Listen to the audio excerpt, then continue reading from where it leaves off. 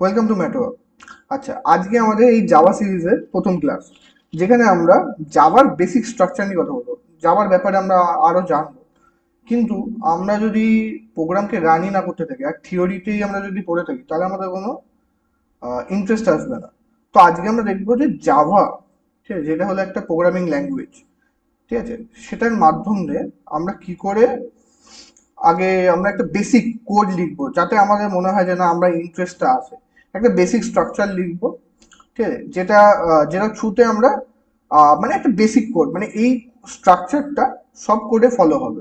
ঠিক আছে, এই বেসিক যে স্ট্রাকচারটা লিখবো এটা সবসময় লিখতে হবে। ঠিক আছে, এর মধ্যে একটু হয়তো চেঞ্জেস হতে পারে, বাট বেসিক যে জিনিসটা হবে এইটা থ্রুতেই হবে। আর এটা একটা তোরা বলতে পারিস ফর্মুলা টাইপ। ঠিক আছে, ফর্মুলার মধ্যে কিছু অ্যাডিশন সাবট্রাকশন হতে পারে, বাট এটা একটা তো বলতে পারিস যে গ্রামারের রুলের মতন, বা এটার পরে এটা হবে। ঠিক আছে, এটা বলতে পারিস। জাভার ক্ষেত্রে যখনই আমরা একটা কোড লিখবো তাহলে এই ফরম্যাটেই লিখবো। হ্যাঁ, এই ফরম্যাটেতে একটু আরো আরো চেঞ্জেস হতে পারে, কিন্তু বেসিক্স যে স্ট্রাকচারটা থাকবে সেটাই থাকবে।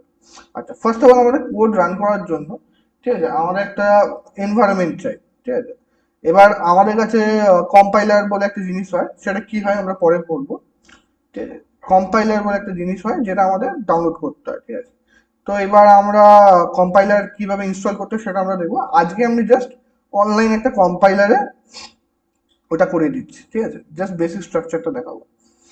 আচ্ছা, এখানে তোরা সার্চ করবি অনলাইন জাভা কম্পাইলার, এখানে অনেক কিছু চলে এসছে, যে কোনো একটা ক্লিক করে ঢুকে যাবে। আচ্ছা, দেখতে পাচ্ছিস এখানে একটা বড় একটা এসছে। আচ্ছা, এগুলো সিলেক্ট করে ডিলিট করে দিবি। ঠিক আছে। আচ্ছা, ওকে। তো এই যে জিনিসটা আছে, আমি এখন যে জিনিসটা নেব, তোরা হয়তো কিছু বুঝতে পারবি না যে কি লিখছি আমি, বাট এটাকে নিয়ে আমি ডিটেলে ডিসকাস করব। ঠিক আছে, এই ভিডিওর পরে বা পরের ভিডিওতে বা এই ভিডিওটা লাস্টের দিকে আমরা ডিসকাস করব। ঠিক আছে, তো ফার্স্টলি আমাদের লিখতে হবে ক্লাস। ক্লাসের যে সিটা হবে সেটা স্মল লেটারে হবে। আচ্ছা, ক্লাস। এই যে ক্লাস, ক্লাসের একটা নাম দিতে হয়। ঠিক আছে, যে কোনো খুশি নাম দিতে পারিস। ঠিক আছে, বাট ক্লাসের যে প্রথম যে লেটারটা হবে, যেখানে আমি দিয়ে দিলাম, ধর এখানে একটা স্যাম্পল কোড লিখছি, যে এস দিয়ে দিলাম, তাহলে SAMPLE, এটা হয়ে গেল ক্লাস স্যাম্পল। ঠিক আছে, ক্লাস স্যাম্পেলে, ঠিক আছে, ক্লাস স্যাম্পল। আচ্ছা, এবার এই ক্লাস স্যাম্পল, এই স্যাম্পল যে নামটা লিখলাম, এখানে তুই যা খুশি লিখতে পারিস, তোর নামও লিখতে পারিস, আমার নামও লিখতে পারিস, যা খুশি লিখতে পারিস। কিন্তু ক্লাস নামের একটা নেমিং কনভেনশন আছে। ঠিক আছে, যেটা হয় যে প্রথম যে লেটারটা হবে সেটা ক্যাপিটাল লেটার। আচ্ছা, এবার এরকম একটা দুটো কার্লি ব্রেসেস দেবো। কার্লি ব্রেসেস দিয়ে তার ভেতরে আমরা লিখবো, কি লিখবো? আচ্ছা, পাবলিক স্ট্যাটিক ভয়েড মেন। আচ্ছা, এরকম লিখবো স্ট্রিং আর্গস স্কোয়ার ব্র্যাকেট। আচ্ছা, এই পাবলিক স্ট্যাটিক ভয়েড মেন এগুলো মানে কি? পরে আমরা দেখবো।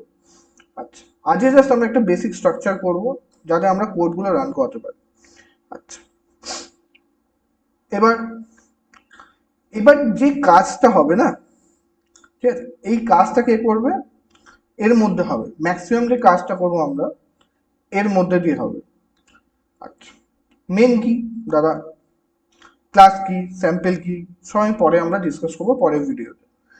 আজকে আমরা যে ক্রাইটেরিয়াটা হলো যে আমরা যে কোনো প্রোগ্রাম যখন রান করাবো, এরকম একটা ক্লাসের মধ্যে দিয়েই রান করাবো। আচ্ছা, এবার কি করব?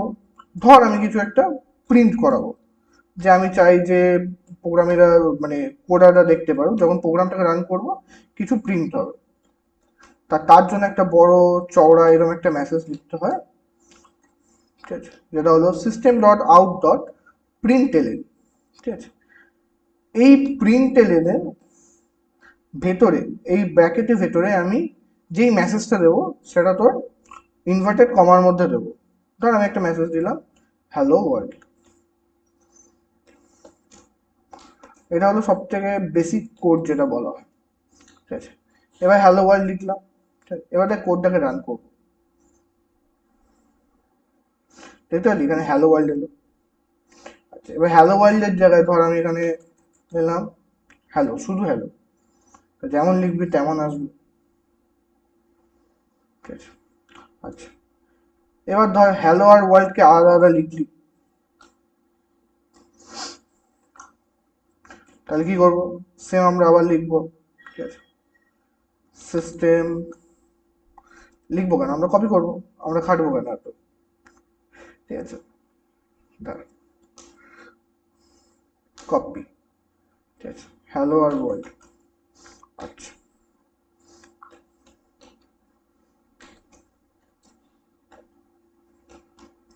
ঠিক আছে, আবার রান করাই চল। তো এখানে আউটপুট স্ক্রিনে এসছে হ্যালো আর ওয়ার্ল্ড। আচ্ছা, এটা কি হচ্ছে আমাদের, কিছুই না, এই কোডের এই যে শব্দটা লিখেছি system dot out dot print এর মানে হলো তুমি এর মধ্যে যা লিখবে এ সেটা প্রিন্ট করাবে, যাই লিখবে। ঠিক আছে, কিন্তু মেসেজ যদি লিখি, মেসেজটাকে আমাদের একটা ইনভার্টেড কমার মধ্যে দিতে হবে। ঠিক আছে, আচ্ছা এবার বলতে পারি যে দাদা আমি দুটো সেপারেট প্রিন্ট লিখেছি, আমি চাই এই যে হ্যালো ওয়ার্ল্ড ছোট মানে যেটা আছে সেপারেট প্রিন্ট এলেনই থাক, কিন্তু আমার সেম লাইনে টাকার দরকার, তখন আমি কি করব। আচ্ছা, আমি যদি এলেনটাকে মুছে দিই, দেখ এটা সেম লাইনে চলে আসবে, এলো সেম লাইনে। কি হলো, আচ্ছা দেখ, যখন আমি প্রিন্ট লিখি না, প্রিন্ট লেখা মানে এই যে কার্সারটা আছে না, কার্সারটা হ্যালোর মধ্যে আছে। ঠিক আছে? যখনই আমি এলএন লিখি, প্রিন্ট এলএন মানে প্রিন্ট করে কার্সারটাকে নেক্সট লাইনে পাঠিয়ে দাও। তো যখন আমি এখানে দেখ এলএন লিখেছিলাম, ঠিক আছে, তখন কি হয়েছে দেখ, এখানে যখন এলএন লিখেছিলাম, হ্যালো, হ্যালোটা প্রথমে প্রিন্ট হয়েছে, যেহেতু হ্যালো আগে লেখা আছে তাই হ্যালো আগে হবে, হ্যালো হবে, তারপর প্রিন্ট হয়ে ওয়ার্ল্ড আসবে।